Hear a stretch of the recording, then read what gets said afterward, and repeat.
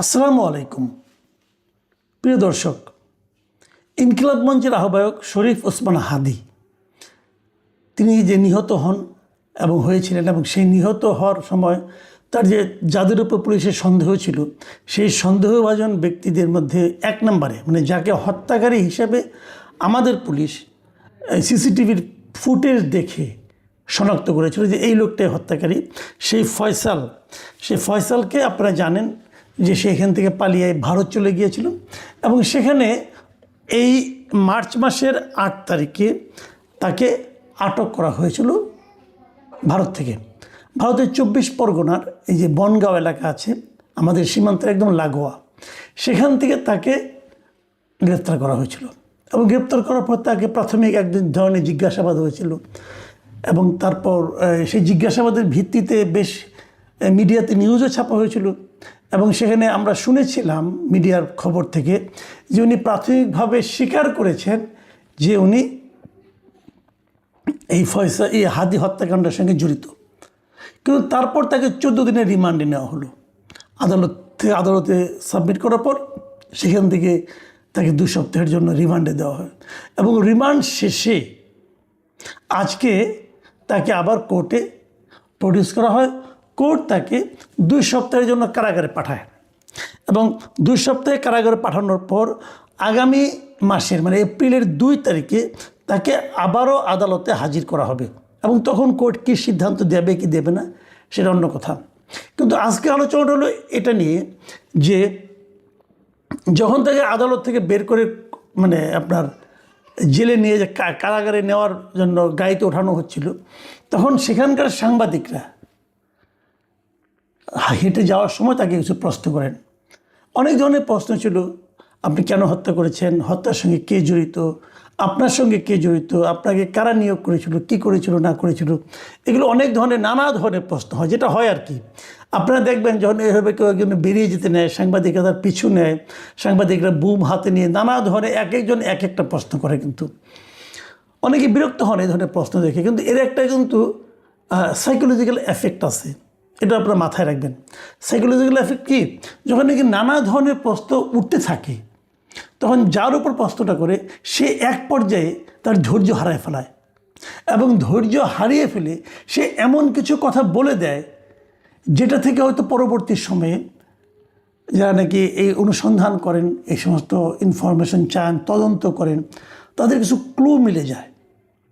কারণ এমনিতে তারা যখন জিজ্ঞাসাবাদ করেন তখন তো একটা টাইপড একই ধরনের প্রশ্ন তারা করতে থাকেন, আর এই সাংবাদিকদের প্রশ্নের মধ্যে বহুমুখী প্রশ্ন থাকে, এবং যারা হেঁটে যায় তারা নির্লিপ্ত ভঙ্গিতে হেঁটে যায়, যেটা এই নির্লিপ্ত মনোভাবটা ধরে রাখা সবসময় সহজ হয় না, এবং অনেকে নানা ধরনের টুকটাক উত্তরও দিয়ে দেন। আমি এখানেও দেখলাম যে উনি কিন্তু কিছুটা অসহিষ্ণু হয়ে এক পর্যায়ে কিছু উত্তর দিলেন। প্রথম থেকে উনি খুব ঠান্ডা মাথায় বলছিলেন যে হত্যার সঙ্গে তিনি জড়িত নন। এই যে বললেন জড়িত নন, এই কথাটাই কিন্তু অবিশ্বাসযোগ্য। কারণ এই কারণে যে উনি কিন্তু শুরুতে বলেছিলেন, যখন ওদের কাছে ধরা পড়েছিলেন এই ইন্ডিয়ান মানে কলকাতা পুলিশের কাছে, মানে পশ্চিমবঙ্গ পুলিশের কাছে, তখন উনি কিন্তু প্রাথমিকভাবে বলেছিলেন যে উনি এই হত্যার সঙ্গে জড়িত আছেন, এবং সেটা আমরা নিউজও পেয়েছি যে এসটিএফ সূত্র তারা জানিয়েছিল যে জিজ্ঞাসাবাদে ফয়সাল ও আলমগীর ঢাকায় ওসমান হাদিকে হত্যার বিষয়টি স্বীকার করেছেন। এটা কিন্তু শুরুতে প্রথমবার যখন ধরা পড়ে 14 দিন আগে। তারপরে এই 14 দিন তাকে এই দুজনকে অনেক জিজ্ঞাসাবাদ করা হয়েছে, নানা ধরনের প্রশ্ন, নানা ধরনের টেকনিকে তারা জিজ্ঞাসা করেছে, যেটা তদন্তকারী কর্মকর্তারা করে। ওনাদের তো নানা ধরনের টেকনিক আছে, এই টেকনিক খাটিয়ে খাটিয়ে ওনারা কিন্তু জিজ্ঞাসা করেছেন, এবং জিজ্ঞাসা করার পর আরও নিশ্চয়ই 2-1টা ধাপ বাড়তি পাওয়া যাবে। ওনারা প্রথমত স্বীকার করেছেন যে ওনারা এই হত্যাকাণ্ডের সঙ্গে জড়িত। এখন এরপর যত প্রশ্ন উত্তর চলতে থাকবে, যত জিজ্ঞাসাবাদ হতে থাকবে, এক পর্যায়ে কিন্তু তাদের আপনার যে শক্ত মনোভাবটা কিন্তু তারা কিন্তু একসময় কলাপস করে, এবং কলাপস করে কিন্তু অনেক সত্য কথা বলে দেয়। কিন্তু এখন আমরা দেখলাম যে 14 দিনের রিমান্ডের পর আদালত থেকে বেরোয় উনি তো কলাপস করলেনই না, পুরো উল্টো কথা বললেন। উল্টো কথাটা কি, যে উনি হত্যা সম্পর্কে কিছু জানেন না, এর সঙ্গে উনি জড়িত নন। ভাবুন, তার মানে কি? তার মানে শুরুতে যেটা ছিল যে উনি হত্যার সঙ্গে জড়িত, এখন উনি বলছেন যে উনি হত্যার সঙ্গে জড়িতই নন। তাহলে এই 15 দিনে কি তাহলে ওনাকে নানা ধরনের ট্রিটমেন্ট হয়েছে, কি হয়েছে না, হয়তো ওনার আত্মবিশ্বাস বেড়েছে যে অস্বীকার করে পার পাওয়া যাবে হয়তো বা, নাকি কি আমি জানি না, বলতে পারবো না। কিন্তু নানা ধরনের প্রশ্ন কিন্তু মানুষের মনে আসবে। এবং এখানে আমি দেখলাম যে বিক্ষিপ্তভাবে নানা ধরনের প্রশ্নের মুখে উনি দুটো কথা আমার খুব কানে লেগেছে। প্রথমত কথা হলো, একজন বলতেছিলেন, যখন উনি বললেন যে আমি হত্যার সঙ্গে জড়িত না, আমি জানি না কিছু, তখন একজন লোক বলেছিল সিসিটিভিতে তো আপনাকে দেখা গেছে। তখন দেখলাম এই ফয়সাল সাহেব তড়িৎ বেগে বললেন, হ্যাঁ আমাকে দেখা যেতে পারে, কিন্তু আমি গুলি করেছি এটা তো দেখা যায়নি। তার মানে সিসিটিভিতে যাকে দেখা গেছে ওটা ফয়সাল ছিল, এটা ফয়সাল সাহেব স্বীকার করছে। বাট উনি গুলি করেছে কি না এটা তো দেখা যায়নি, অতএব উনি নিজেকে নির্দোষ দাবি করছেন। তার মানে উনি ওই সময় ছিলেন, এটা তো স্বীকার করলেন উনি। তাহলে তারপরে কী হলো? তাহলে উনি ইন্ডিয়া পালালেন কেন? এই সমস্ত প্রশ্নগুলি কিন্তু আসবে, একটা প্রশ্ন একটা কিন্তু জড়িয়ে থাকবে। এরপর এক পর্যায়ে উনি যে কথাটা বললেন, যেটা নাকি এই আলোচনার মূল বিষয়, সেই জায়গায় উনি বললেন, আমরা শুনলাম, আমিও ওদেরকে শুনেছি আর কি ভিডিওতে। তিনি বললেন যে এর সঙ্গে জামাত শিবির জড়িত হতে পারে, তাদের দিকে খেয়াল করুন। এবং তারপরে উনি আরেকটা কথা বললেন যে ওসমান হাদি নিজেই নাকি জামাত শিবিরের সঙ্গে জড়িত ছিলেন। দেখুন, আমি কয়েকদিন আগে যখন তাকে প্রথম ধরা হয়, তখন আমি একটা কথা বলেছিলাম যে এটা নিয়ে এখন না রাজনীতি শুরু হয় আবার। কারণ ফয়সাল সাহেব, ওনাকে কি আপনারা মনে করেন উনি সত্যবাদী যুধিষ্ঠির? উনি যা বলবেন সেটাই কি আপনারা সত্য বলে ধরবেন? এখন উনি যদি একজনের নাম বলে দেয় যে অমুকে জড়িত, তখন আব্দুর রহিম নামে এক লোকের নাম বললো যে আব্দুর রহিম এর সঙ্গে জড়িত, আব্দুর রহিম এই জন্য আমাকে এত টাকা দিয়েছে বললো। এখন তাহলে কি যত আব্দুর রহিম আছে সবাই তো বিপদে পড়ে যাবেন, যে তাহলে তো আমাকে ধরবে। এখন ফয়সাল বললেই কি সেটা গ্রহণযোগ্য? ফয়সাল তো একবারে এক এক কথা বলছে। ফয়সালের কথার উপর আপনি কতটুকু নির্ভর করবেন? কিন্তু আমি নিশ্চিত এই যে উনি জামাত শিবিরের কথাটা উচ্চারণ করেছেন, এতেই কিন্তু এখন জামাত শিবিরের বিরুদ্ধে নানা ধরনের রাজনীতি শুরু হয়ে যাবে। বলা শুরু হবে জামাত এরকম করে, বলা শুরু হয়ে যাবে জামাত ইচ্ছাকৃতভাবে এই ইলেকশনে একটা এগিয়ে থাকার জন্য এই কাজটা করেছে।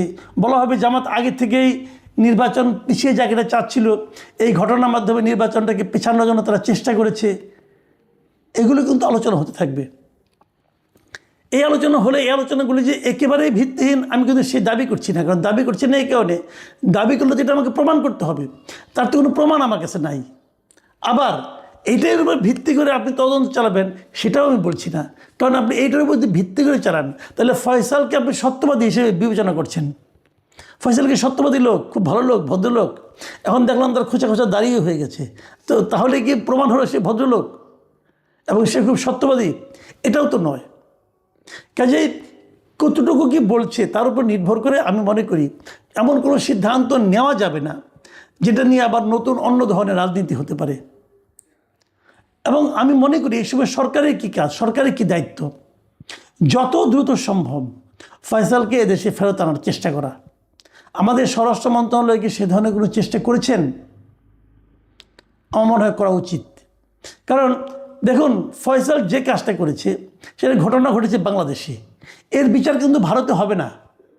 ভারতের কিন্তু এই বিচারের কোনো এখতিয়ার নাই। ভারত তাকে বিচার করবে ওই দেশে অবৈধ অনুপ্রবেশকারী হিসাবে। সে ভারতের সঙ্গে যে অন্যায়টা করেছে সেটা হলো ভারতে উনি অবৈধভাবে ঢুকেছে, এই অপরাধে তার বিচার হতে পারে, কিন্তু হত্যার বিচারটা কিন্তু আসলে হবে বাংলাদেশে। ভারত যেটা করতে পারে, তারা যে 14 দিনের জন্য তাকে রিমান্ডে নিল, নিয়ে কিছু জিজ্ঞাসাবাদ করলো, ভারত যেটা করতে পারে এই জিজ্ঞাসাবাদগুলি হলো গিয়ে বাংলাদেশে যে বিচারটা হবে সেই বিচারের সাহায্যকারী বিভিন্ন তথ্য, এই তথ্যগুলো তারা বাংলাদেশকে দিয়ে দিবে। বাংলাদেশ এই তথ্যের উপর নির্ভর করে হয়তো বিচারটা করবে। কাজে যত দ্রুত সম্ভব আমি মনে করি বাংলাদেশের উচিত হবে ভারতের সঙ্গে কূটনৈতিক পর্যায়ে ফয়সালকে ফেরত আনার জন্য দুতিয়ালি শুরু করা। আমাদের একজন খুবই ক্যারিসমেটিক পররাষ্ট্রমন্ত্রী আছেন বলা হয় আর কি, ওনার ক্যারিসমা এখন আমি দেখি নাই, উনি কেন ক্যারিসমেটিক ওনাকে বলা হয় সেটাও আমি জানি না। তো উনি এখানে ক্যারিসমা দেখান না কেন? আমি তো আশা করব খলিল সাহেব এখনই মাঠে নামবেন এবং কীভাবে ওনাকে দেশে ফেরত আনা যায় তার জন্য প্রয়োজনীয় কূটনৈতিক কর্মকাণ্ডগুলো শুরু করবেন যত দ্রুত সম্ভব। এখন বলবেন যে একজনের জন্য আমার এটা কেন করতে হবে, তার চেয়ে তো গুরুত্বপূর্ণ শেখ হাসিনা আছে। হ্যাঁ আছে, কিন্তু ইম্পসিবল কাজের দিকে সময় নষ্ট না করে যেটা পসিবল কাজ, যেটা সম্ভব সেটাই আগে করুন, ওটা পরে দেখা যাবে, ওটা করা যাবে। কিন্তু এটা তো ইমিডিয়েট দরকার, ইমিডিয়েট দরকার। এখানে যে হাদির মতো একটা ছেলের মৃত্যুকে কেন্দ্র করে এদেশে কিন্তু হইচই রাজনীতি কম হয়নি, অনেক কিছু রাজনীতি হয়ে গেছে। কাজে সেই রাজনীতিটাকে থামানোর জন্য হলে এটা করা দরকার। দেখুন, নানা ধরনের কথা কিন্তু প্রচারিত আছে। অনেকে তো এমন কথা, যে কথাটা নাকি ফয়সালের কথা থেকে আমাকে এই কথাটা শুনে একজন আমাকে এই কথা বললেন যে দেখুন, উনি কিন্তু একটা কথা বলেছেন যে হাদি নিজেই ছিল জামাত শিবিরের লোক, এবং এর সমর্থনে কিছু বক্তব্য আছে। কেউ কেউ বলে থাকেন এই জামাত শিবিরের নাকি কিছু গুপ্ত লোক আছে বিভিন্ন জায়গায়, জামাত শিবিরের নাকি একটা সুইসাইড স্কোয়াড আছে, 230 জন না কয়জনের একটা তালিকা উনি একবার দিয়েছিলেন। তালিকা দেননি, সংখ্যাটা বলেছিলেন। যিনি গোয়েন্দা সংস্থার একজন লোক বলেছিলেন আমাকে যে এমন লোক নাকি জামাতের গুপ্ত অবস্থায় আছে, স্লিপিং ক্যাডার হিসেবে তারা আছে, এবং তারা নাকি যে কোনো প্রয়োজনে নিজের জীবন দিতেও প্রস্তুত আছে, এই ধরনের আর কি। তো তাদেরই একজন নাকি হাদি ছিলেন। দেখেন, এই ধরনের কথা কিন্তু নানা ধরনের কথা, এগুলি হয়তো উর্বর কল্পনা প্রসূত কথা হতে পারে। এই কথাগুলো কিন্তু বাজারে ছড়তে থাকবে যতক্ষণ পর্যন্ত না তাকে আপনি আপনার কাছে না আনতে পারবেন। দূরে থাকলে অনেক কিছুই হবে, এক একজন এক একটা বলবে, কেউ তো আর চ্যালেঞ্জ করবে না, তাই না?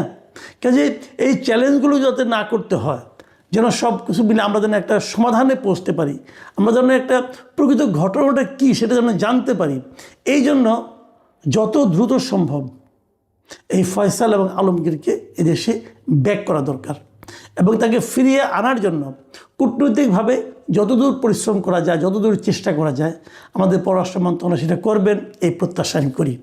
আমি মনে করি এটা নিয়ে আগেই ওই চিলে কান নিয়েছে শুনে চিল শুনিয়ে আপনি চিলের রাজনীতি শুরু করে দিবেন, এটা ঠিক হবে না।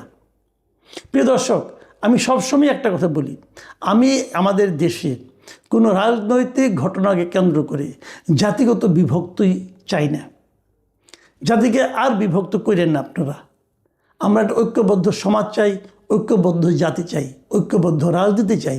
রাজনীতিতে মতভেদ থাকবে, কিন্তু দেশটা যেন ঐক্যবদ্ধ থাকে সেটাকে খেয়াল রাখতে হবে। আপনি জামাত করবেন না, জামাত করবেন না, বিএনপি করবেন না, বিএনপি করবেন না, আওয়ামী লীগ করবেন না, আওয়ামী লীগ করবেন না, কোনো সমস্যা নাই। কিন্তু যেটাকে আপনি অপছন্দ করেন সেই রাজনৈতিক দলকে দেশ থেকে বিতাড়িত করবেন, অথবা তারা সমস্ত অন্যায় তাদের উপর চাপাই দিবেন, এটাও কিন্তু আমি মনে করি ঠিক না। প্রকৃত সত্যটা উদ্ঘাটনের জন্য সরকার যেন সচেষ্ট হয়, সেই প্রত্যাশা থাকলো। আল্লাহ হাফিজ।